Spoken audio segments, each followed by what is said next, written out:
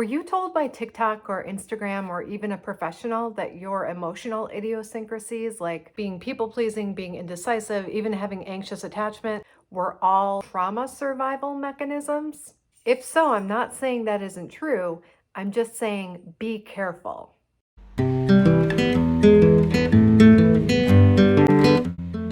A lot of this could be an anxiety disorder, and for reasons I'll get to at the end, it's very important to get it right.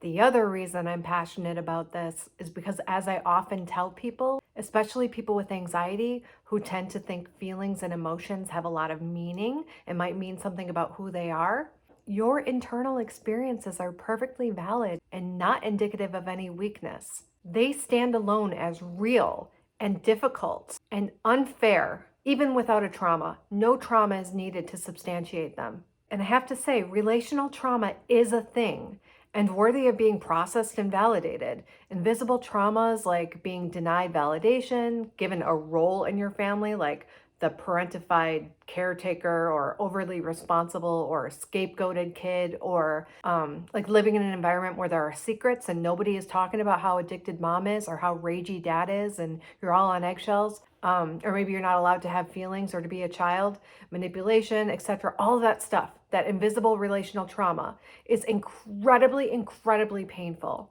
Maybe more painful for some than to be overtly abused, seriously, because a child in those invisible trauma situations, they don't have societal acknowledgement that this is not okay.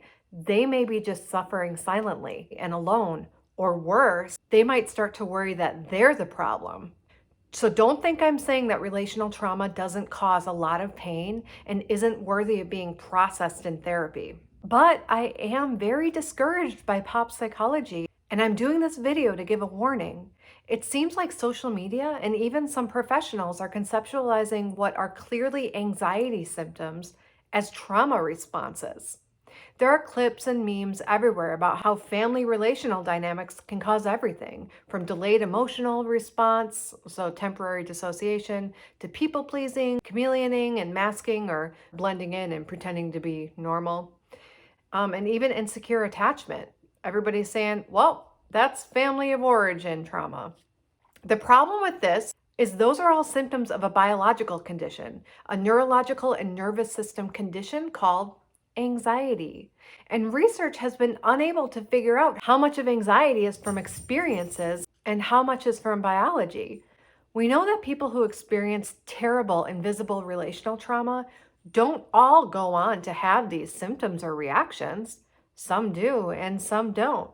And even though it's hard to find families who have very little dysfunction, and I'm always suspicious when people say they come from great families with no dysfunction, I've done genograms. Genograms are when you map out somebody's entire family and extended family with all the communication types, the abuses, and the addictions. And like I said, those kids have anxiety. The model most consistent with what we see as the cause of some of those things considered trauma responses is called the diathesis-stress model. This model suggests that people are born with a genetic diathesis. That means they're born with certain biology of a sensitive temperament. And then they experience something in their environment, like a trauma, that triggers the anxiety disorder. The diathesis-stress model is pretty solid, but I will say the stress is not even required. Some who have just a sensitive temperament and no trauma can also have symptoms that allow them to survive a world that's naturally messy and uncertain and dysregulating to them. All right, let's talk about attachment a little bit. Let's take the famous strange situation of the 1960s. This is a famous experiment where a researcher named Mary Ainsworth took 100 American one-year-olds and observed them in a room only with a stranger, and then observed them when their moms re-entered the room. Ainsworth's research was on categorizing attachment styles. She and her mentor, John Bowlby, were the ones who even dreamed up the attachment theory, or that caregiver-infant interactions could somehow inform a person's comfort with dependence and intimacy. So when these one-year-olds were exposed to just a stranger without their mother, they were all really distressed. That's normal. But what Ainsworth lab clinicians did was they documented and observed the behaviors of the children when the mothers came back into the room. And they found that 50 to 70% of those children made eye contact with the mothers, approached their mothers to allow themselves to freely be comforted after they had been upset because they were in a room alone with a stranger. So Ainsworth labeled these 1-year-olds as securely attached. The other 30 to 50% of these children either angrily resisted the mother's comfort, so anxious resistant, or they stayed away from their mothers altogether, so anxious avoidant. Later, they added another attachment category for kids that did a little bit of resisting and a little bit of clinging and a little bit of avoiding. Those were called disorganized attachment. But anyway, 1-year-olds in this scenario, called the strange situation, in later longitudinal studies, so studies over time, were found to have maintained their same attachment style throughout their lives.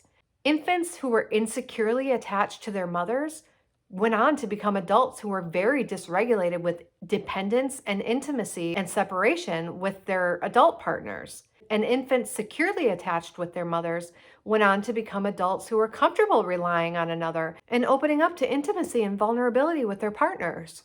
So I was super into attachment therapy in grad school. I just ate it up with a spoon. Maybe because I was pregnant at the end of grad school and I was just looking for some concrete way to not screw up my kid. I don't know. But I wish somebody would have told me this. In the 1960s, and even when I was in school 20 some years ago, the unchallenged conclusions, the discussion sections, if you will, of this research suggested that the anxiously attached infants were anxiously attached because they did not have a consistently available and validating and nurturing and attuned mother. According to them, mom didn't reach out and initiate eye contact and touch the child enough, stuff like that. You guys, a little before that, the leading theory on the causes of autism spectrum disorders, which we know as a biological genetic neurodevelopmental disorder, was that autistic kids had refrigerator mothers or mothers who were too cold and detached. And that's why these kids' development was atypical. I can't with this. It makes me so sad for those mothers that heard that. Can you imagine going to a white coat terrified and looking for answers about how to help this tiny human who isn't verbal or isn't engaging, a human you have poured everything into that you love more than anything in the world, fed, tucked in at night, fretted over, to be told that that child's atypical development is because you didn't love him well enough? And by the way, a very autistic kid isn't making eye contact with the mother or wanting to be cuddled. So you tell me the confounds to this story that those dumb doctors didn't seem to get. You guys, as a mother, I can't imagine. Anyway, so that was the theory. If you had a kid who, when he was distressed, didn't take comfort from his mother comfortably and naturally, that must have been because the mother did not adequately nurture him. Okay, and finally, I'm getting back to what I wish I would have been told back in the day. You guys, Mary Ainsworth did not do an experiment to categorize the types of mothers. Is this a nurturing mother or is this a cold, detached mother? She didn't figure that out to be able to correlate their nurturing styles with their child's attachment styles. The idea that securely attached kids were securely attached because they had available, consistent mothers, and that insecurely attached kids were insecurely attached because they had unavailable mothers was completely theoretical, aka made up. No one observed the mothers beforehand to make this conclusion. Yes, this study was great to show that there are different attachment categories and they're long-standing throughout the trajectory of a person's life from infancy to adulthood, but it does not say why that child is insecurely or securely attached. Psychology assumed it was because of the mother for decades, and the field is still doing it. I understand why. We want reasons why we have anxiety, and it's very validating to have something more concrete than biology or genetics. And these relational traumas are so painful. We need validation. And trauma does exist from relational scenarios. The neglect in the Romanian orphanages in the 1990s led to extreme developmental and cognitive delays and anxieties. And there's emerging research that deprivation of human-to-human experience, increases in screen time, is strongly correlated with delays in that human's development. It is tempting to say relational trauma causes all the idiosyncratic defense mechanisms, symptoms, and behaviors that can also be ascribed to biological anxiety. So finally in the 1990s, and this happened quietly because it was before people even all had the internet, let alone everyone having an iPhone. Some researchers dusted off the Mary Ainsworth conclusion and posited an alternative. Perhaps this attachment thing is more innate temperament or inborn biology, and less because the parent was not available and sufficiently nurturing. Jerome Kagan and his team of researchers exposed 462 healthy 16-week-olds, so very young. He exposed them to distressing things like noise and having their nostrils swabbed. Ugh, COVID flashbacks. And then the researchers watched how the infants responded and categorized them into two groups: highly reactive, so frantic and jerky and upset, and low reactive, infants that remained calm and content even with the nasal swab. Previous brain scan research had looked at the brain of visibly upset infants and saw way more activity in an area called the amygdala, the part of the brain that indicates emotion, and its projections to other parts of the brain. Guess which group went on to become highly sociable and bold kids, and which of those infants remained fearful and subdued in childhood? And they were only 16 weeks old, so there wasn't a lot of influence from mom yet. There's plenty of other research on young infants showing the same. Then throughout the late 90s and early 2000s, a bunch of researchers actually tried to correlate mother's attunement and sensitivity to the child with the child's attachment style. Yes, what should have been done from the beginning. And you know what, guys? It was totally mixed results. Sometimes there was a relationship between how attuned the mother was and how anxiously attached the child was. And sometimes there was no relationship. I suspect that's for two reasons. One, biology and inborn temperament matters more than we realized. And sometimes the anxious mother who shares genes with an anxious infant is unavailable. Two, biology and inborn temperament matter more than we realized. And there's a well-known phenomenon whereby the reactive or avoidant child trains the parents to back off and be less attuned. So finally, this one study quietly came along in 2018. I sure didn't see it on the news. It was published in the September issue of the Journal of Family Psychology. In the research, 256 infants 6 months old were rated for how temperamentally reactive they were. Then their mothers were rated for how sensitive and attuned they were to their child's distress at age 6 months and a year. The mothers were actually observed and rated on how they nurtured or didn't nurture their child through infancy. And the child was rated for how sensitive or reactive they were at 6 months old. So presumably, just how he was made, his genetics. Then they took those same rated kids at 1 year old and they put them in the Mary Ainsworth strange situation.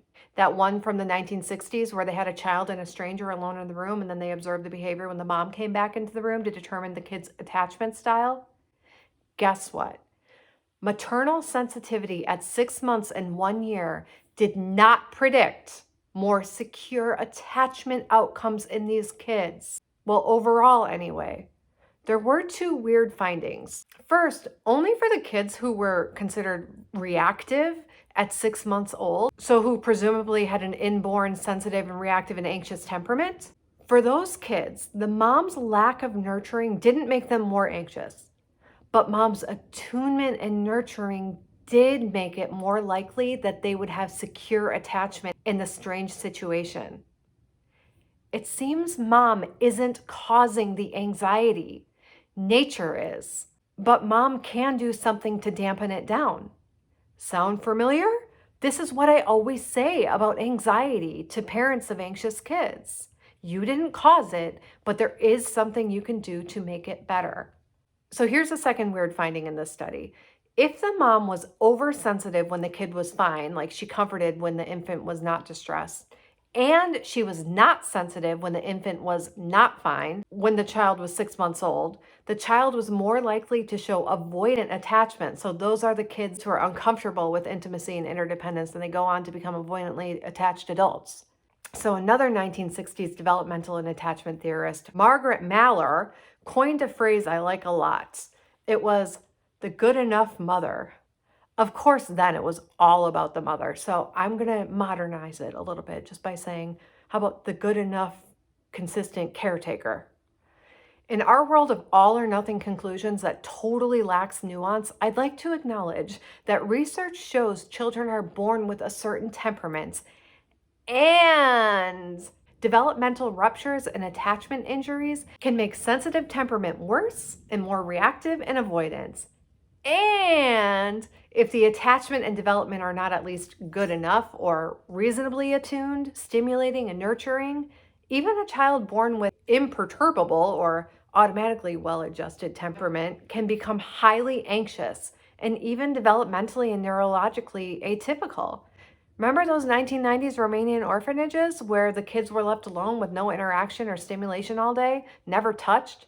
They had severe verbal, motor, cognitive, emotional delays.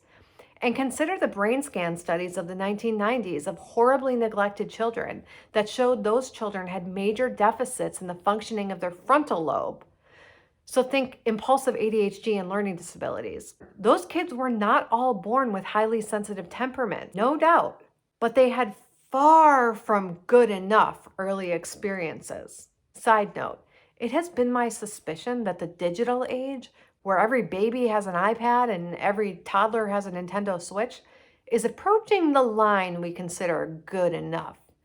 Not because Cocomelon and video games are evil, but because every viewing hour of that child deprives that child of an opportunity to engage with other humans and make brain connections when their brains are super plastic or malleable and changeable.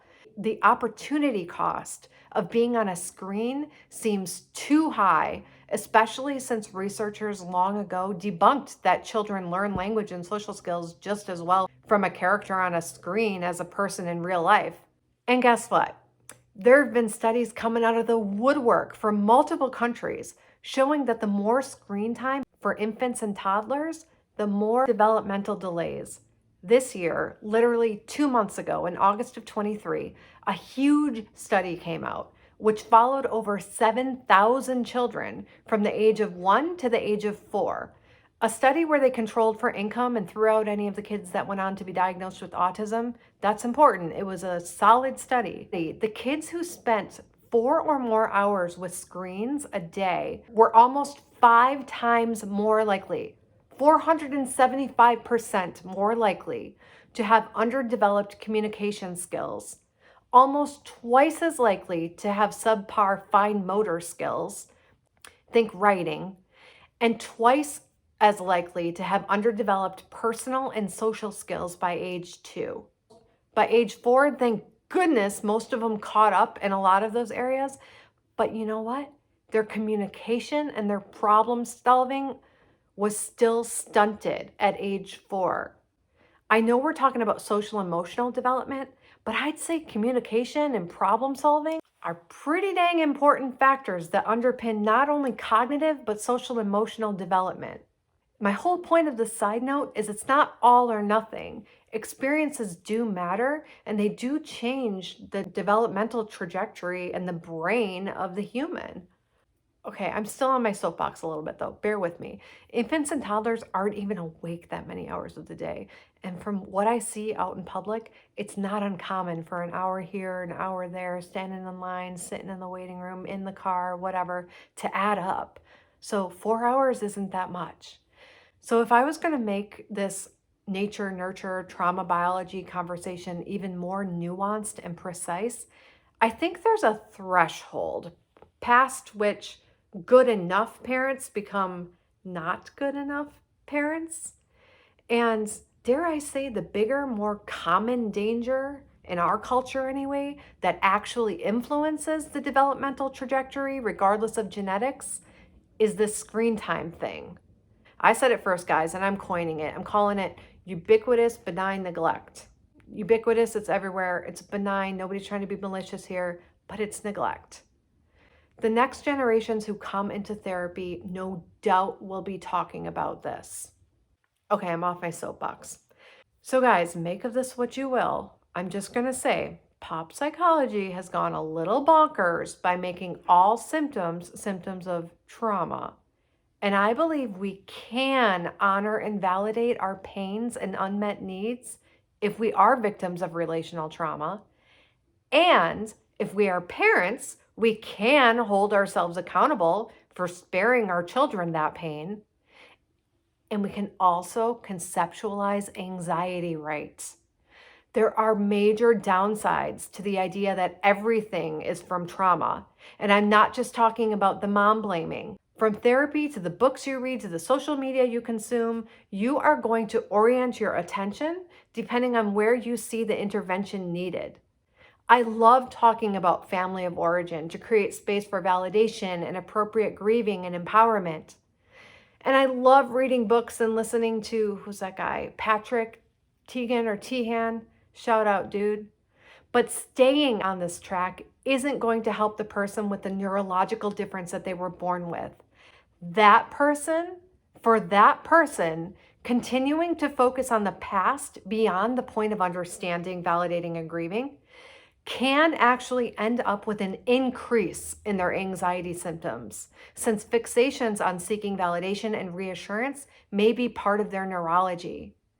That person needs to also shift to reading books and having therapy discussions about how their brain is working and what focus or thinking habits make their anxiety better or worse in the here and now. The 20-year-old needs to know her brain, and she doesn't need to justify the way her brain is on the basis of trauma. She might have a secret fear that she is bad and really cling to, I have this anxiety because I experienced trauma. But that's more of a symptom of the tight brain. She needs to know that she has that kind of a brain that falls into the trap of sidestepping particular inner experiences so fiercely and automatically, inner experiences such as uncertainty, powerlessness, and worthlessness, by desperately analyzing sometimes, managing sometimes, categorizing sometimes, all these things that keep her out of her life. She needs to know how her brain works and not just talk about trauma. She needs to know that this stuff is happening in her mind and to practice noticing it and feeling the specific inner experiences in order to actually get better. And this major focus on everything as trauma does preclude that from happening with these clients. All right, guys, I hope that gave you something to think about.